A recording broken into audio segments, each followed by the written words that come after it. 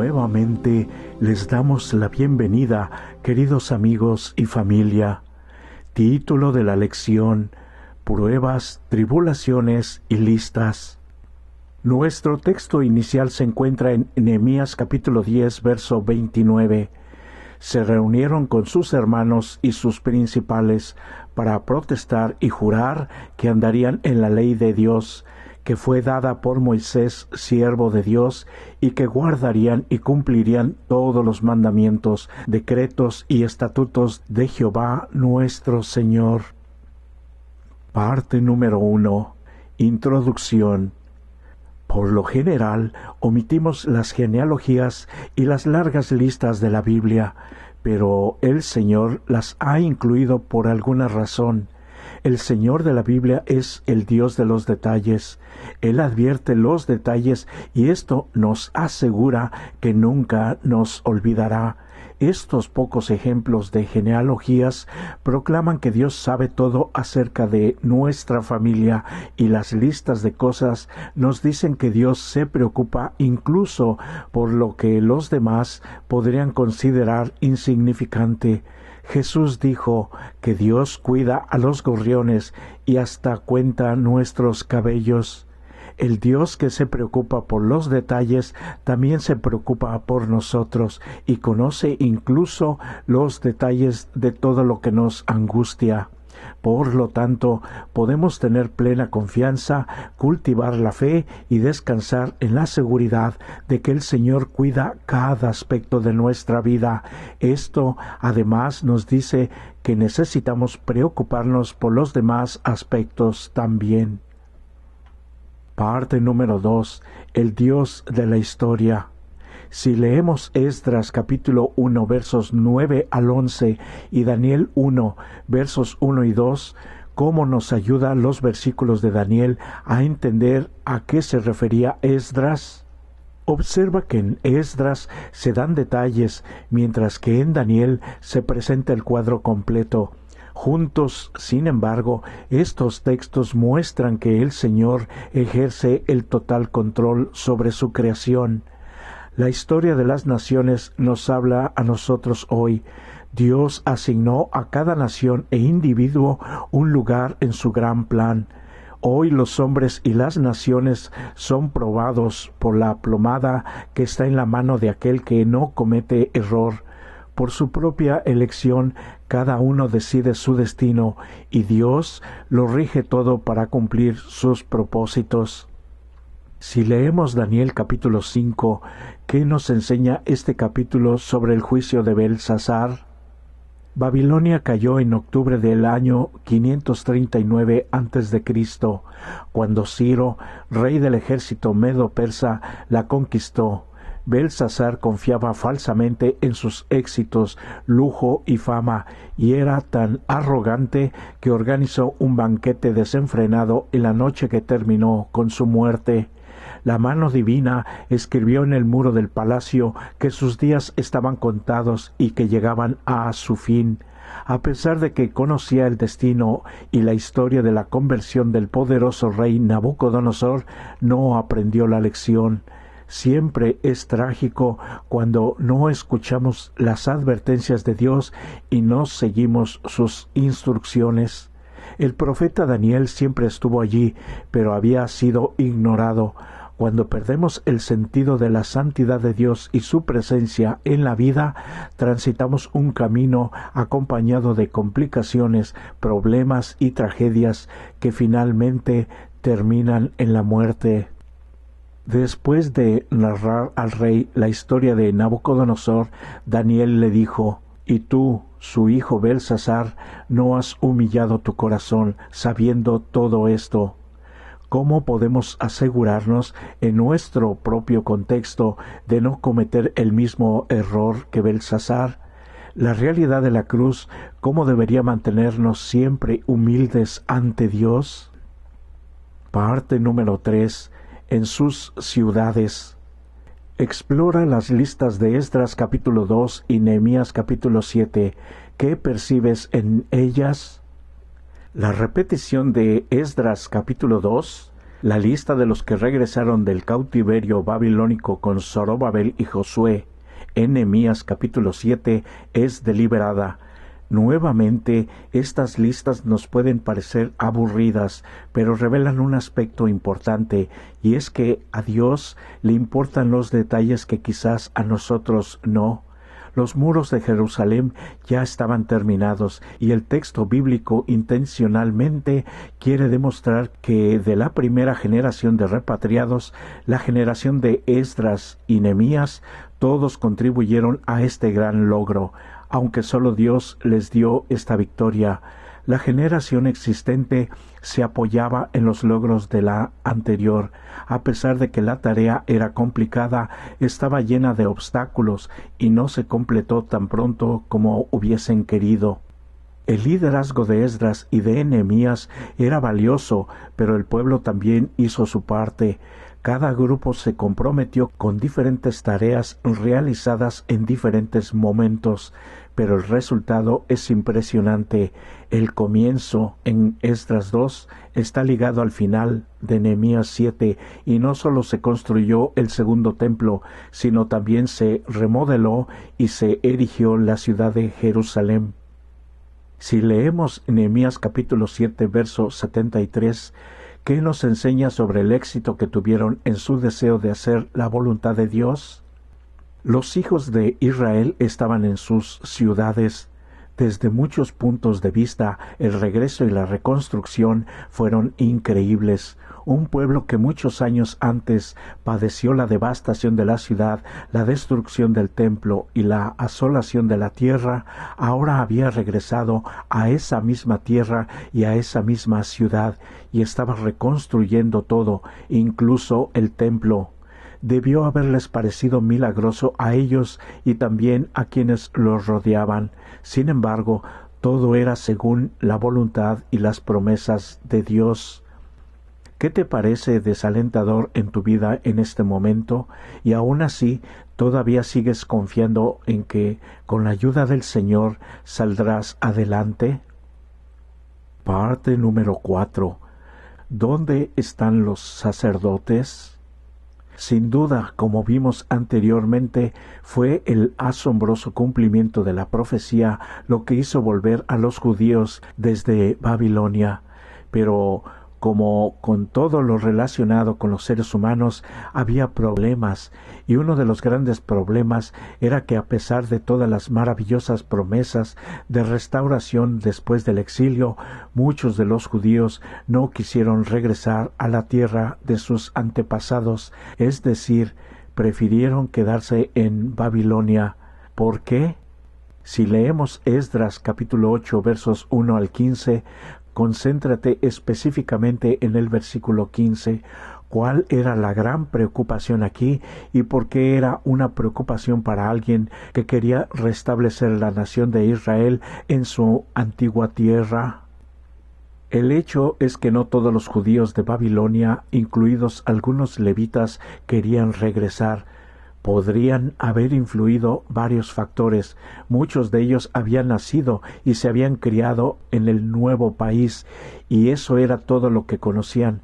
Muchos quizás no querían hacer el largo viaje de regreso, que por cierto era peligroso, a una tierra que nunca habían conocido. Sin embargo, sabemos que finalmente consiguieron suficientes levitas para servir en el templo, como veremos más adelante, y todo a pesar de los grandes desafíos que enfrentaban. En ese momento, los judíos que permanecían en los países de su exilio ya habían estado allí durante casi siglo y medio. Las excavaciones realizadas en Nippur han proporcionado numerosos documentos que demuestran que muchos judíos ricos vivían en la zona de Mesopotamia durante el reinado de Artajerjes I. Por eso quizás a Esdras y a sus colaboradores les haya resultado difícil convencer a muchos para que fueran con ellos a Palestina. Los repatriados solo podrían esperar una vida ardua en la antigua patria, con menos comodidades que las de Babilonia. En vista de estas consideraciones, sorprende que Esdras hubiera logrado convencer a unas 2000 familias. para que echaran su suerte con la de sus hermanos en la antigua patria. Es necesario que, a través de muchas tribulaciones, entremos en el reino de Dios. Así nos dice Hechos 14:22. ¿Qué nos dice esto acerca de la realidad de las pruebas y las dificultades para aquellos que quieren servir fielmente al Señor? Por seguro, en tu experiencia ya lo has experimentado y te animo para que sigas adelante.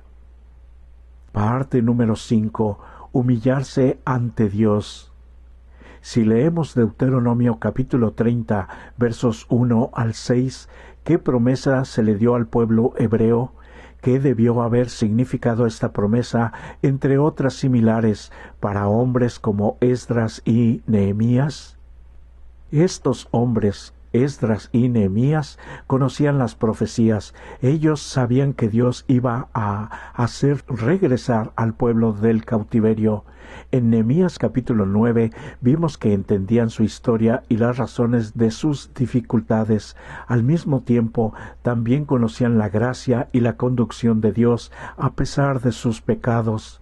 Por lo tanto, confiaron en el Señor, en que Él haría que el regreso del cautiverio fuera exitoso. Sin embargo, esas promesas no significaban que no enfrentarían muchos desafíos en el camino y una vez que llegaran a la ciudad que iban a reconstruir.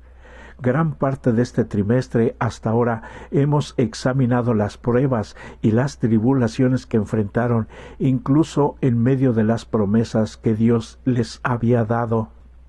Si leemos Esdras capítulo 8 versos 16 al 23, ¿cuál era el desafío y cómo respondieron? A pesar de las promesas, Esdras sabía lo peligroso que era el viaje.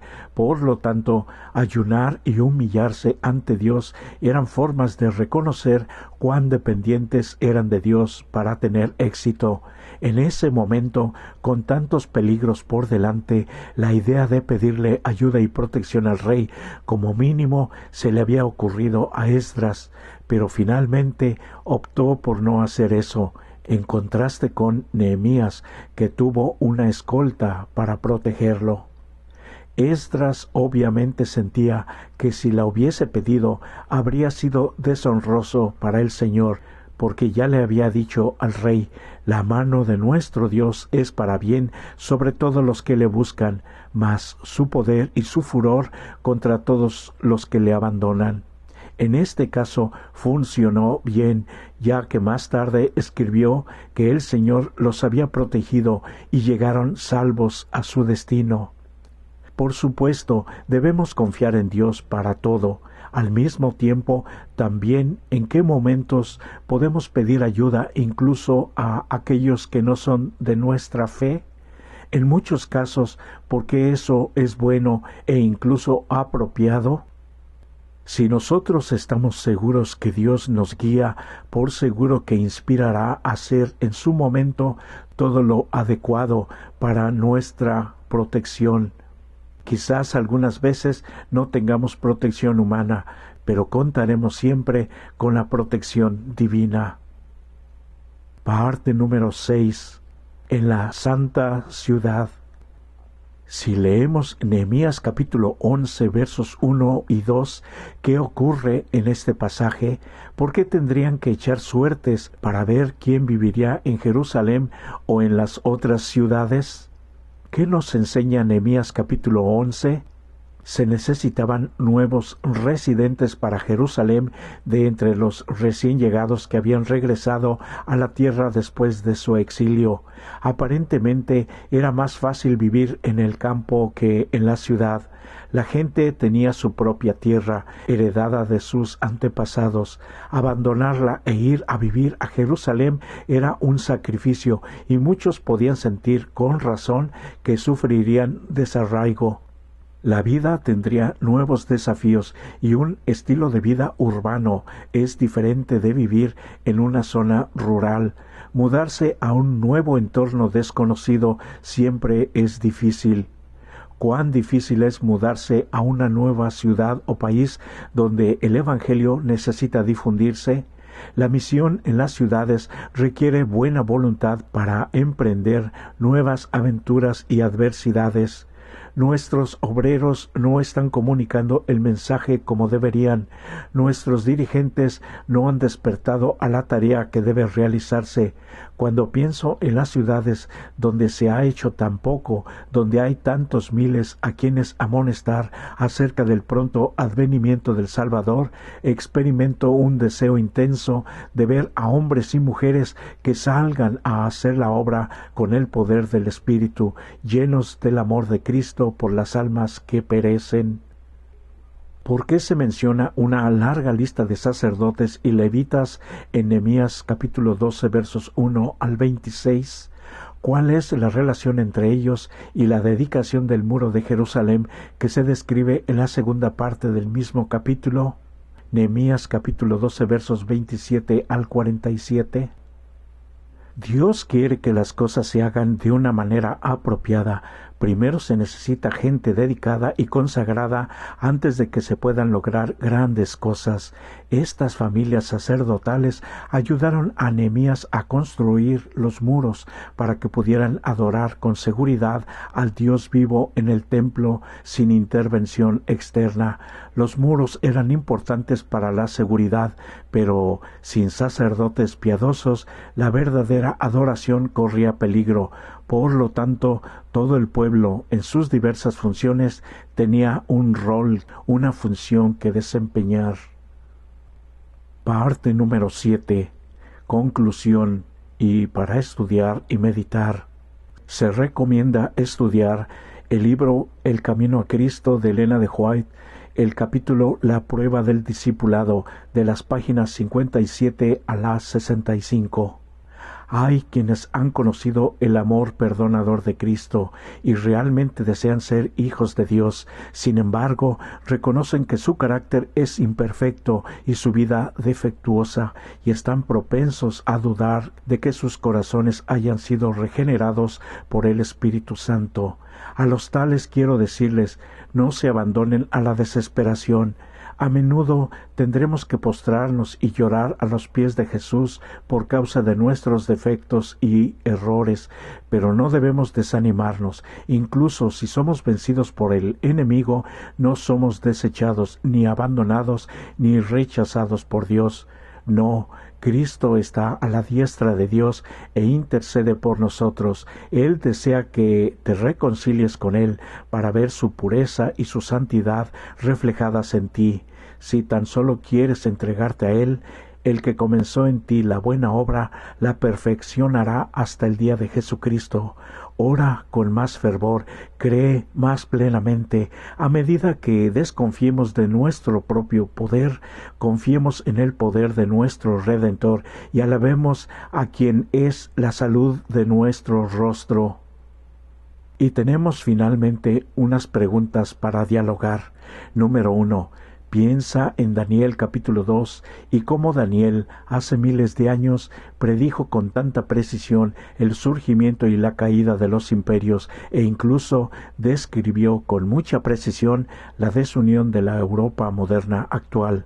¿Cómo podemos aprender a consolarnos en esta profecía que nos muestra en forma tan poderosa, incluso en medio del caos mundial, que Dios sabe todo lo que está sucediendo e incluso ya lo ha predicho? Número 2. Dios sabe todo acerca de nosotros. Esto es reconfortante y nos da seguridad y la confianza de que estamos bajo su cuidado. Ahora, así dice Jehová, creador tuyo, oh Jacob, y formador tuyo, oh Israel, no temas, porque yo te redimí, te puse nombre, mío eres tú. ¿Cómo puedes brindarle a los demás la seguridad de la presencia y el cuidado de Dios cuando atraviesan crisis emocionales, relacionales, sociales, de enfermedad o económicas? Número 3. Reflexiona en el tema de la lección del miércoles, cuando Esdras no le quiso pedir ayuda al rey porque temía que sus palabras sobre la protección de Dios sonaran vacías.